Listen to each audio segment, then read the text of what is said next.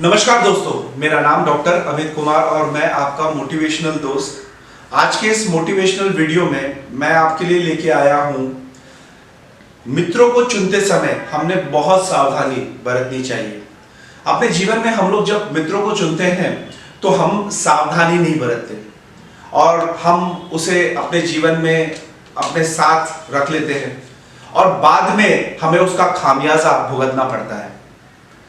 बहुत सारे समय ऐसा होता है कि सिर्फ हमें बुरे दोस्त या बुरे मित्र ही हमारे जीवन में हमारे लिए तकलीफें क्रिएट नहीं करते, पर बहुत समय ऐसे अनाड़ी, ऐसे लोग जो किसी चीज के बारे में उनको जानकारी नहीं है, हम उनके साथ दोस्ती कर कर उनको अगर हम कोई चीज या कोई टास्क देते हैं तो वो हमारे लिए कैसे तकलीफ दे सिद्ध होती है, ये चीजें भी मैं आज की कहानी के माध्यम से आपको बतलाना चाहूंगा। एक राज्य में एक राजा था, उसकी बहुत अच्छी दोस्ती एक बंदर से हो गई थी। बंदर और राजा दोनों एक के साथ बहुत अच्छे से घुल मिल के रहते थे, दोनों एक साथ खाना खाते थे, घूमते थे, फिरते थे।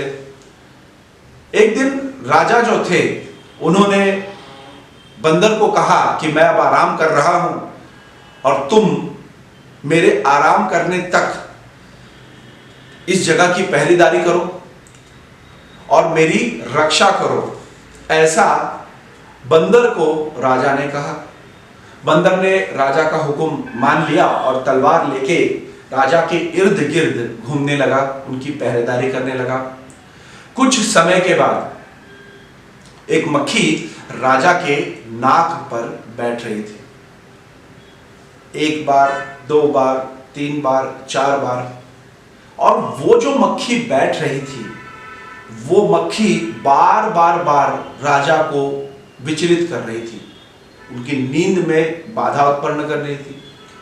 तो बंदर जो है वो बहुत हताश हो गया और उसने तलवार लिया और मक्खी को मारना चाहा।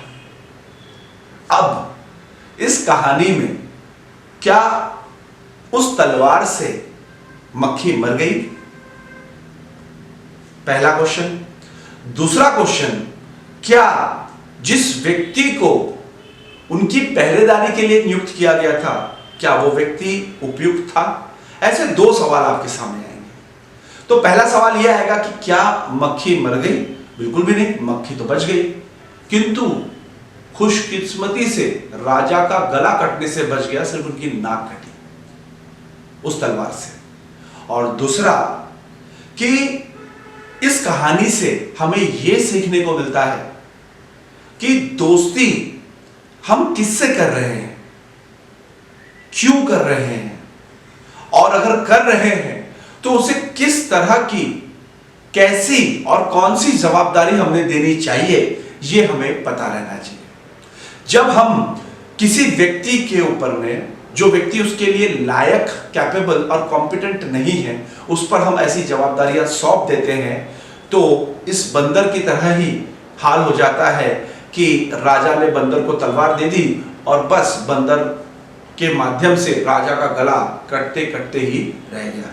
इसलिए हमेशा जीवन में अपने दोस्तों का जब चयन करते हैं हम, तो बहुत ही सोच समझ कर करिए, वरना वो दोस्त आपके जीवन में बंदर बनकर आ सकते हैं और आपके लाइफ में किसी ना किसी तरह की तकलीफ क्रिएट कर सकते हैं, भला वो कितने सीधे भोले क्यों ना, क्योंकि बहुत सारे समय उनका भोलापन आपके जीवन में आपके लिए तकलीफ दे बन सकता है। आज की इस कहानी में बस इतना ही। मैं आपका अपना डॉक्टर अमित कुमार, मिलूंगा किसी और वीडियो में। तब तक के लिए मुझे आज्ञा दीजिए। नमस्कार।